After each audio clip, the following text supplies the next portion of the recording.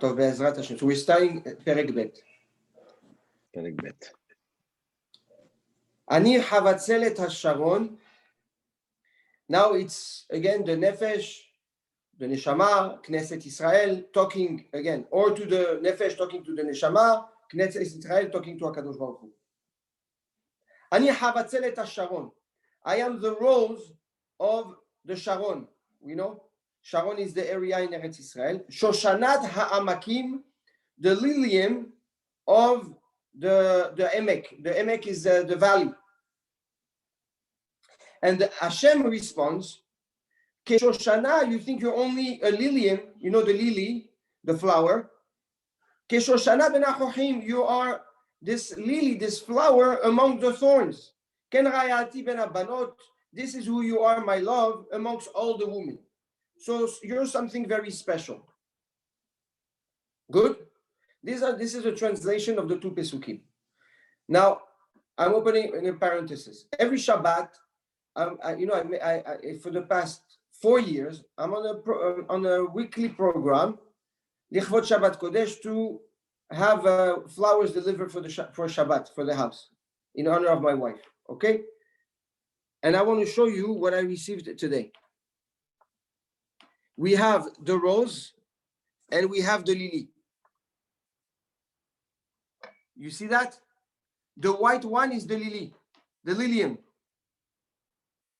It's the chavatz, it's the shoshana. And the chavatzelet is the rose. So you have the rose and the lilium. And here you can see the Gaon Vilna says the lilium always has 6 petals. If you count, there is 6 in every flower. That's crazy. Okay? These are the 2 flowers that were brought to me today. That's crazy. That's pretty wild. And I don't choose. They choose. They make it and they send it.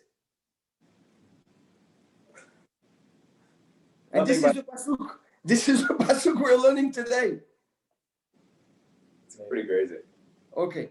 So just, this is to me, this is neshika. This is Yishakeni mi neshikot piu. This is HaKadosh Baruch Hu coming and giving us a kiss and showing us how much he loves us, how much he pays attention. He cares. He wants to be with us during the shiur. This is incredible. To me, it's incredible. Okay. Wow. So let's start, and be'ezrat Hashem b'shem Hashem na'aseh v'natzliach. So the Gaon Mivina explains, he says, Ani chavatzelet hasharon. I am like the rose in the Sharon, Shoshana, the lily of the Emek, of the valley. The Gaon explains it and says that it's two types of flowers that has different impact depending on its location.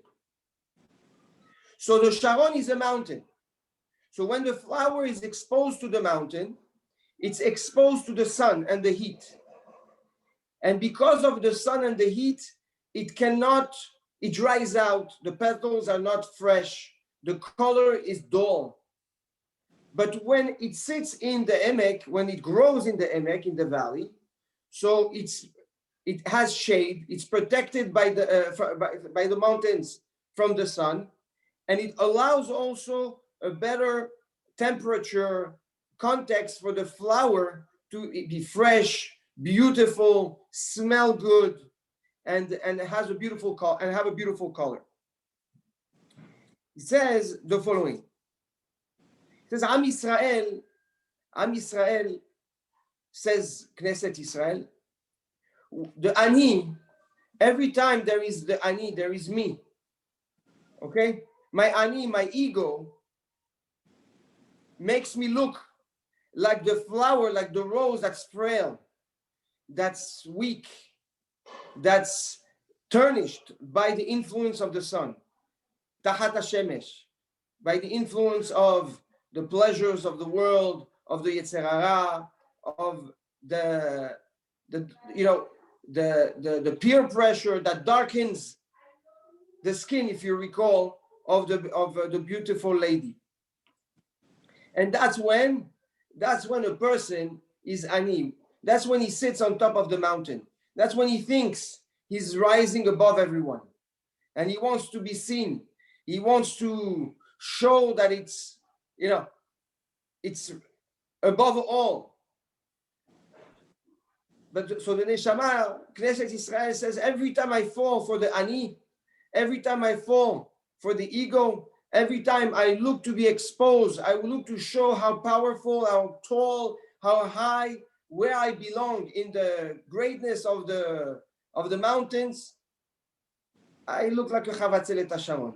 I'm a dull flower. I'm a flower, a beautiful flower, but I don't give out the smell. I don't have these beautiful colors. My petals are not strong. However, my true essence is Shoshanata Amakim. I am the lily when I am in the emek, when I am in the valley, and I am protected. When I'm where I belong, in places where in low places, I don't show off. I don't try to be exposed to the sun, to be exposed to peer pressure. I am protected. This is where I blossom and I flourish the best. This is where I am beautiful. This is where I am impactful, influential. This is where I make a real difference. Knesset Israel says that through time, we learn that we tend to want the ani to rule. We tend to believe that my ani has to be strong, and this is what defines me, my ego, my glory, my pride. But the impact is that I am not made to deal with the influence of the sun, of the heat. I am not made to live in the places of ego, in the sheker. But when I realize my real place in the emek milashon amok. Amok means deep. When I am not in the superficial me, but I dive into the depth of my true essence, the neshama, this is where I blossom the most. And this is where I'm the freshest, I'm more alive, and I can actually spread my smell around me.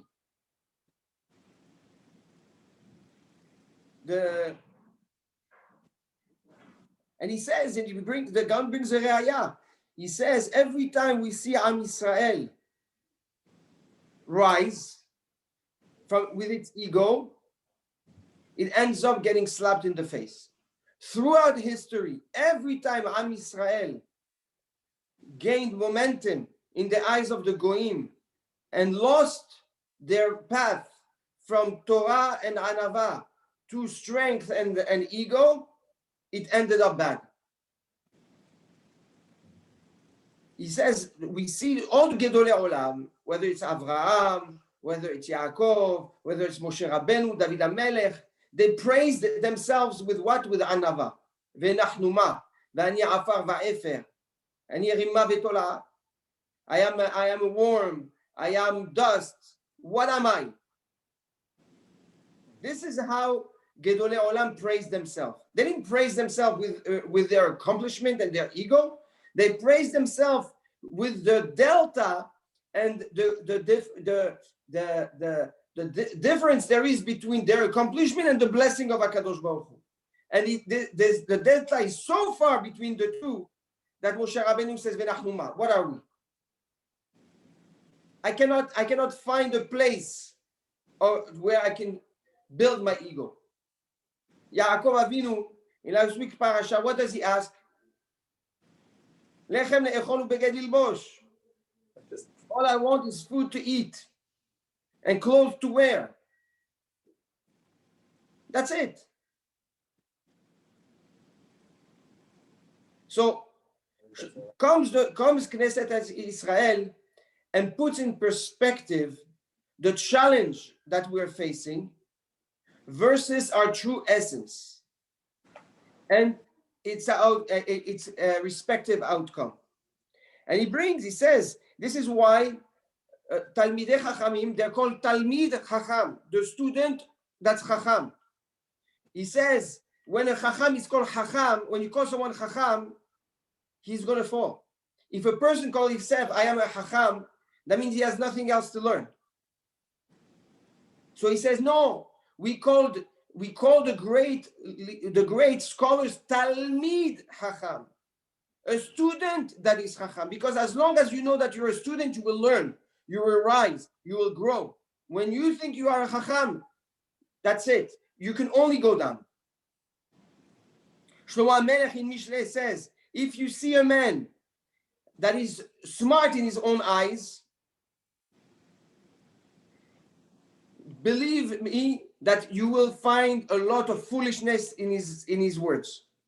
Shlomo HaMelech, he says that if a man feels he's intellectual, very smart, listen well, you will find foolishness.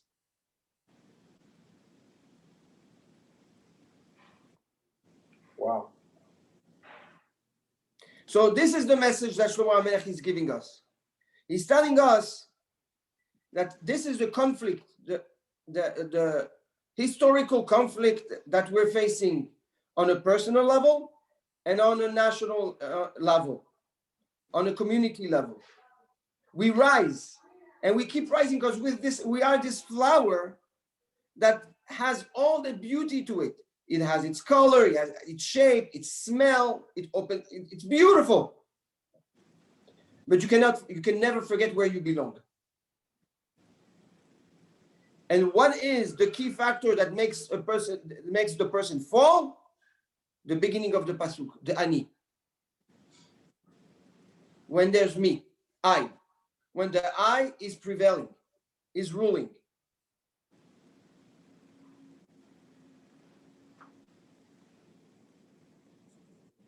So HaKadosh Baruch Hu answers in pasuk bet. And he says, Keshoshana ben achochim, ken ra'ayati ben abanot. It's true, you are this lily, this flower, okay, but a flower at the end of the day amongst thorns.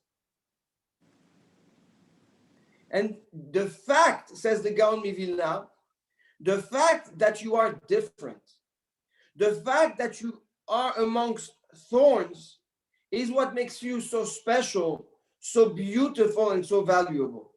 Says the Gaon Mivilna, if this flower was growing next to trees that that grow, apple tree, orange tree, a tree that has a lot of smell, we wouldn't be smelling so much the beautiful smell of the flower, and our eye would be attracted towards something that's bigger, something that's more imposive, like the tree, the tree itself with all its colors, very impressive.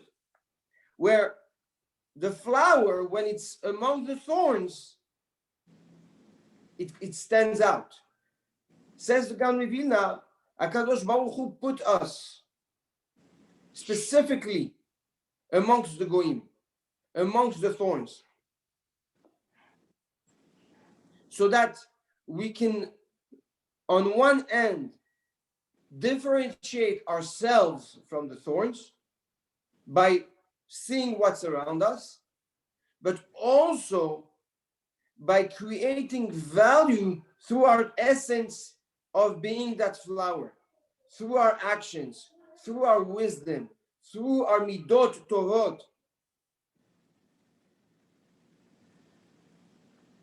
We know that Lot was a tzaddik in Sodom, but next to Avraham, he was nobody. Noah, according to one opinion, was a tzaddik in his generation, but if he was next to Avraham, nobody would have been considering him. HaKadosh Baruch Hu puts us in places where we have the ability to shine and rise. So under that theory, wouldn't you say Noach is a great tzaddik? Because in his situation, he thrived.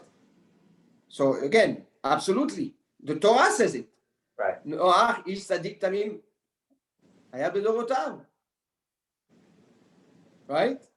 So Vadak that he was a tzaddik, but he was a tzaddik. Was he a tzaddik in all generations, or was he a tzaddik in his generation? Say that. But the concept stays the same. What Shlomo HaMelech is telling us, what HaKadosh Baruch Hu is responding to Am Yisrael, what the neshama is responding to the nefesh. It's true. It's true. You are amongst foreign surrounding, around an influence that is not yours, that is not a conduit of positivity. But you have to look within yourself at your true essence of what you really represent. And this is what I value in you. Hashem tells us to be a tzaddik, or to be shomer. It's like if you shomer Shabbat and you follow the Torah mitzvot and you learn when you're in Bnei Brak, it's great. But it's not a big deal. But go in the middle of Zimbabwe, go in the middle of, I don't know, in Argentina, in New York City, it doesn't matter, in places where it's not easy to keep Shabbat. And you have somebody that keeps Shabbat, that learns Torah, put tefillin. This is the Shoshana ben Achochim. This is the flower amongst the thorns. So here HaKadosh Baruch Hu is telling us not to let the influence of the sun that we let influence us be what brings us down. The opposite. Look at who you are. Look at what you accomplish. Look at what you are made of to rise above all. And the Gaon says there is something beautiful about the thorn and the flower. Is that the flower, when it grows amongst the thorn, it grows, says the Gaon, straight. Not for the petals to be down and get scratched by the thorns. So he says that when a person rises, he has to be, in a sense, proud of what he's representing, and he has to have his head straight, his head up. I do Torah, I do mitzvot, I know who I am. I am a flower. I am the attention of HaKadosh Baruch Hu. This gives, says the Gaon Mivilna, the power to a person not to be scratched, not to be influenced by the thorns, number one, but also even if the thorn scratches, the flower keeps on growing. It will continue to grow. He says, Am Yisrael, we went through a lot of suffering moments, a lot of tragedies around, throughout history. And yet we don't care. We keep on going. So here we see, again, two perspectives. One perspective from an introspection and personal assessment of Knesset Israel, saying that I fade away every time I want to grow on top of a mountain and be exposed to the influence of the sun, to the influence of what's around me. But in reality, my place is in a more sheltered, protected, hidden area where I can blossom and grow in a beautiful way. And comes HaKadosh Baruch Hu, and he tells us, look, you're the flower at the end of the day. It doesn't matter where you grow. As long as you recognize the difference there is between you and what surrounds you. And you have to be proud of it. Because that pride and that reflection, comparing yourself to your surrounding, is what allows you to let go of the grudge or of the pain or the struggles that life makes you go through, and you continue rising no matter what.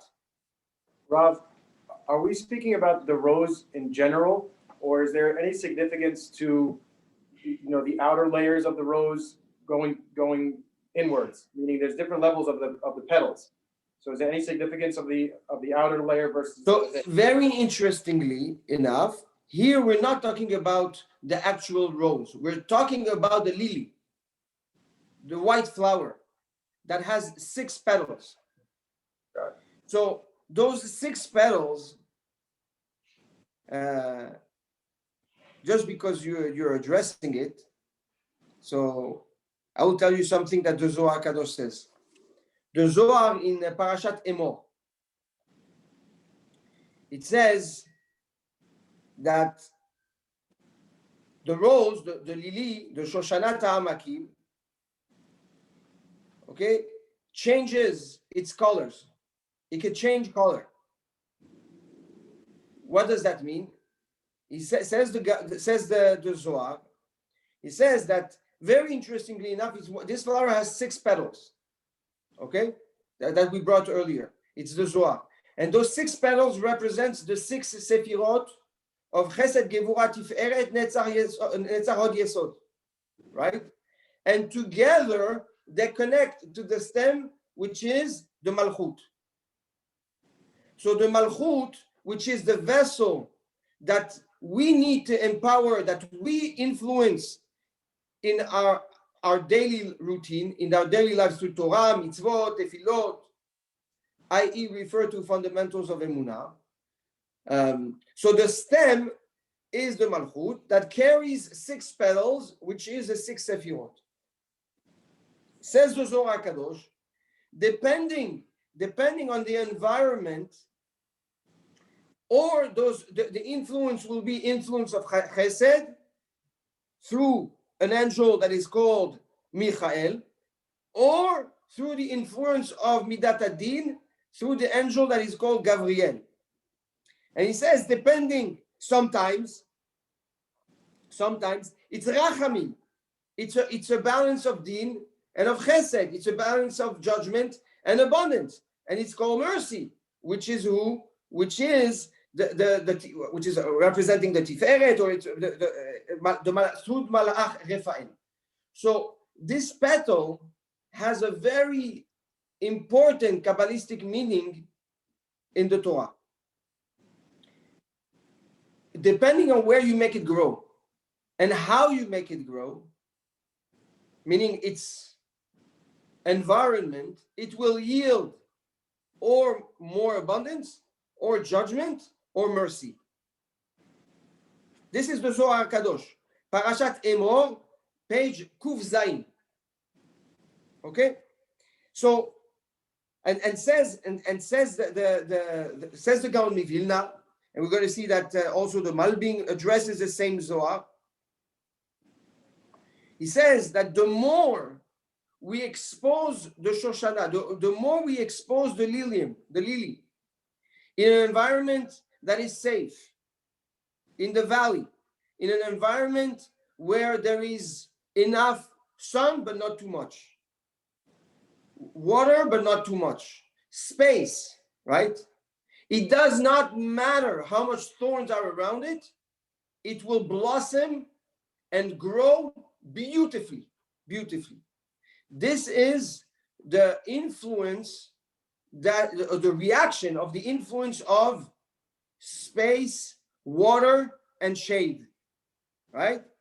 Which represent the 3 verticals of Chasadim, Gevurot, and Rachamim. So here we again, here what the Gaon is coming to address and teach us is that there is a potential, okay? We recognize the challenge that we create with that potential. We think we're a flower, so we should be exposed to everyone, to everything. Mistake. What makes you do this mistake is your ani. Where do we really belong when we introspect ourselves? In a more sheltered, healthy environment. Because the flower is very soft, it's very fragile. We need to take care of it carefully. You can't just expose it to everything. And HaKadosh Baruch Hu tells us, remind yourselves that although you're a soft and fragile flower, but if you grow the right way, you will rise and differentiate yourself, and nothing will stop you from going forward. Nothing. Not even those picks, those little thorn, that that stings and that scratches the flower. Nothing can stop you from growing. But it takes what? It takes a recognition that you are a flower, understanding where you belong, and being proud of it.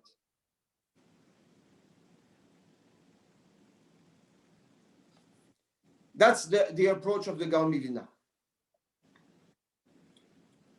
The Malbim has a little twist that makes it a little different also, but beautiful.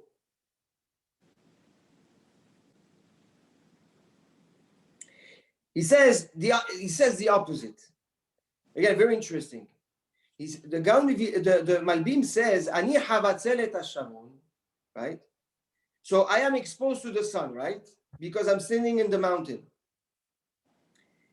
And when you're exposed to the sun, the Malbim explains that the flower, and he's not really referring now to the different types of flower and the negative influences on the sun, but the opposite. He says the sun represents the light and the influence of HaKadosh Baruch Hu, the light of wisdom, of Chokhmah, of Binah.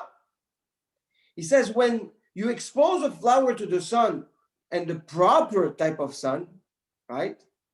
It helps the flower blossom beautifully. And the flower absorbs a lot of vitamins and strength, and it makes it mamash beautiful and strong. That's when it's exposed to the sun. However, Shoshanat Amakim, but when it's times of Emek, when it's times of more darkness where there's not exposure of the sun, what happened? I am a Shoshana. I am this flower, okay, that will close up to protect the smell and its beauty from frailing, if you want, for the lack of sun. So the Malbim does not approach this pasuk based on location. Are you on the mountain exposed to the sun, or are you in a valley protected from the sun? But to timing, time of exposure of light versus times where you're not exposed to light. So he says the neshama works in a very interesting way. He says you have time where you're exposed to Torah. You have time where you're learning, where you're uplifted, where you're inspired. And you're just like a sponge, absorbing, getting elevated. But he says the neshama, it's not always like that. What can I do? I'm not always exposed to the light. There are times where I'm not. So it says the neshama to HaKadosh Baruch Hu, even when I'm not exposed to the sun, when I'm not exposed to the chokhmah, to the wisdom, I allow in times of darkness that wisdom to start influencing me from inside. Says the Malbim, there are two ways of impact. There is the frontal impact, which is the impact you get at times of inspiration when you're exposed to something amazing. And then there is a second step. There is a step of introspection and absorption of what you were exposed to. This is the power of Am Yisrael, the power of the Torah. This is how we identify ourselves as a flower, as something that as a differentiation from the rest of the world. We don't just on a high when everything is good around us, and we're not dark when there is darkness. We absorb a time of wisdom when we're connected to the source, but we implement internally when we on our own, right? It's a time of reflection. You have the time of exposure and the time of reflection. This is how you build yourself. Is it similar to the concept of Yaakov bringing Kedusha to all of his mundane pursuits that we just learned in the parasha? Explain more. So we learned that everything Yaakov did in his life even the most mundane thing, like Yes, when he yes, went to Berlin, he brought Kiddusha to that, right? yes, So, yes. and we know that he was a Talmid Chacham, so he was learning Torah. That was his exposure. But he was able to bring all the lessons and everything that he learned from the Torah into his everyday life, even when Yes. he wasn't exposed. Yes. So the learning of the Torah would be Chavatzelet HaSharon, the exposure to the sun, to the wisdom and the light of Torah. Shoshanat HaAmakim is how do you implement it within your life? How do you change yourself? How do you internalize and impact your personality with that wisdom? The Rambam, in Shmoneh Prakim Rambam says that a person that sits and learns and does not change after he's learning, he didn't do anything. It's almost like a waste of effort.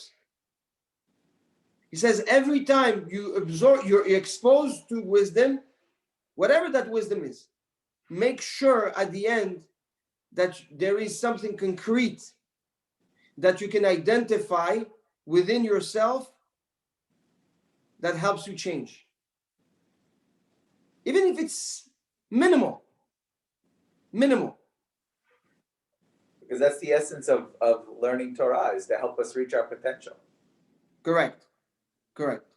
So this is the definition of Am Yisrael. This is how we stand out as a flower. Is that we're open when there is the sun to absorb as much as possible. But when there's no more sun, we close up and introspect and introvert in order to impact ourselves from everything we were exposed to.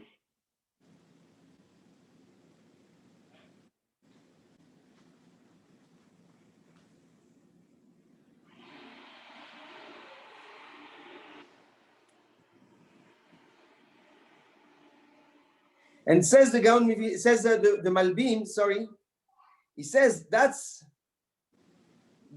is the Neshika. We say Siftotav Shoshanim, Keshoshanat Ha'amakim, right? He says Siftotav Shoshanim, the lips are like flowers, those flowers. What does that mean? He says, what identifies you as a real flower? What is a kiss of HaKadosh Baruch Hu? When do you kiss Hashem? When you are like this Shoshana, when you are like that lily, when you are humble enough to learn, but strong enough to grow from what you learn. Because to learn, it's not a chokhmah. Today, anyone has access to all the wisdom you want in the world. You can listen. But how many people listen and when they shift their focus, back to wherever they are and they completely forget what they've learned. So the neshika, the kissing HaKadosh Baruch Hu, is implementing and internalizing what you learn.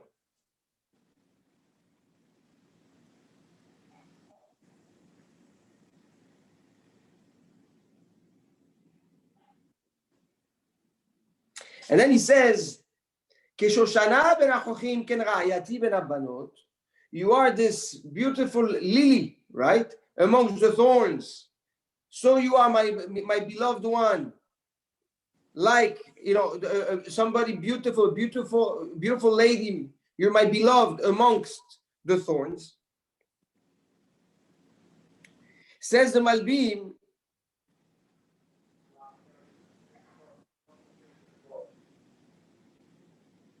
says HaKadosh Baruch Hu put the neshama inside the man. And man has many layers of challenges. He has his body, which is a challenge. He has his emotions, that is a challenge.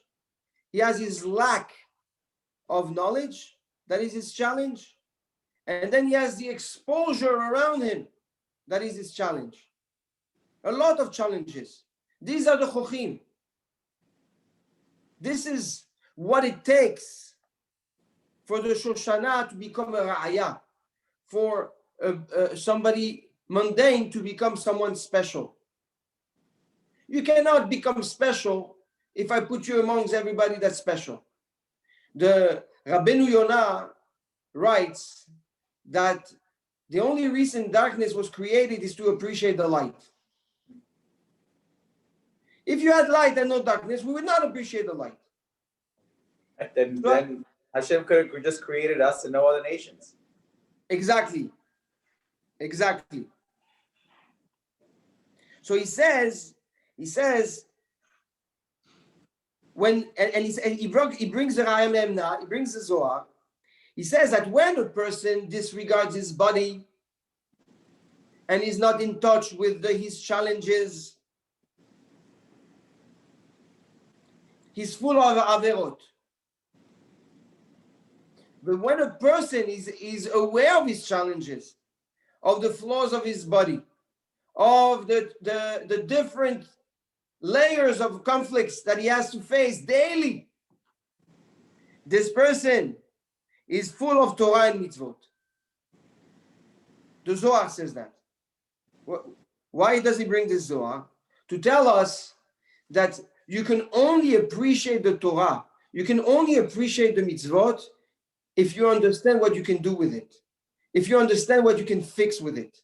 Going back to the first pasuk. But if you don't see any flaws, if you don't, you disregard your challenges, you're not going to understand where to apply that abundance of wisdom and of Torah. It just says if the person is aware of it. Yes.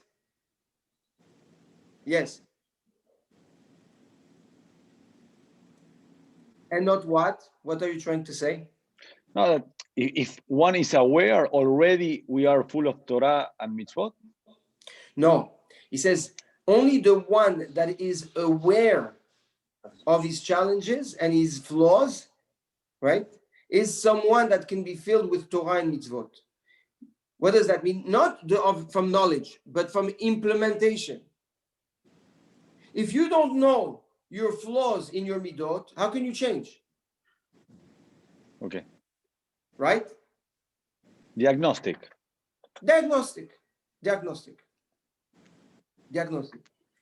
And actually, the Gaon Mivilna brings something very interesting. He says that it's the bodies that are missing the most, that are the most impacted. Can you explain that? Oh, he says, human is the only creature that when it comes to the world, it's lacking everything. Every other creature, when they're born, they have all the instinct, everything already set up for them. A human baby, is completely dependent on everything. An animal, no. No other species in creation is dependent like human being. So we see that the nature of humans, it's that it's missing, right, in its nature, most of what it needs. But it's because it's missing so much that it has the ability to build and rise so high. When it's full, when it's complete, it naturally cannot rise. And Shlomo HaMelech uses that thought many times. He says, be careful from the kids of the poor, because it's from them that comes the Torah. What does that mean? It's from the ones that are poor, the ones that are empty. These are the ones that thrive and want to learn. But if you grow and you have everything, okay, satisfied. It's true. It's relevant in every area. Every area.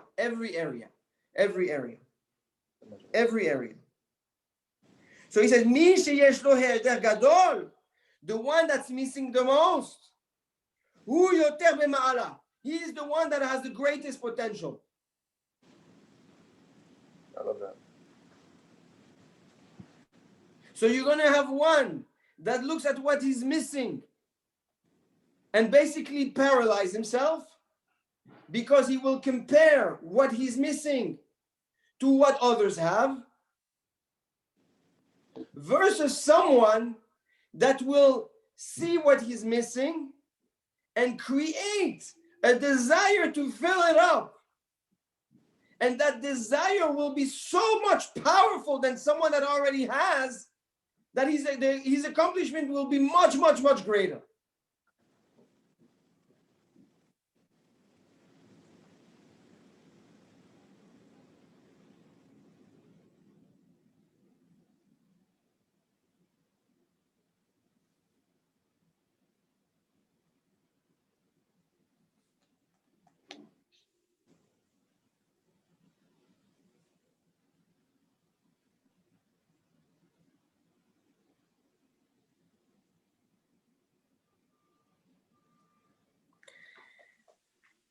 This is what we're learning from these two Pesukim. Tremendous wisdom on how to approach ego, how to approach challenges, how to approach weakness, flaws. Most people will see that as the world is unfair. But the wise one will use this as a strength of power in order to accomplish much more. And if you think about it, this is the secret of Am Yisrael. Am Yisrael, we have nothing to rely on. Not oil, not agriculture, not nothing. What do we have? We have nothing. So we have no choice but to use the Torah and our devotion. Be wary of us. And around us, everyone has oil and everything. Exactly. Thorn. But it's dead at the end. It's dead. The only thing we have is our stand. We keep our head up, proud of the Torah, proud of the Avodat Hashem, of our neshama, of our identity, and that's it. And no matter what happens, no matter what scratches us, we keep on rising and growing. Amazing. I feel like I live it. It's amazing. Amazing. Baruch Hashem. Missed you. Terrible. Beautiful. We were out of the light. We were out of the sunlight. But when we're out of the sunlight, what do? We internalize. Yeah. Baruch Hashem. Thank you.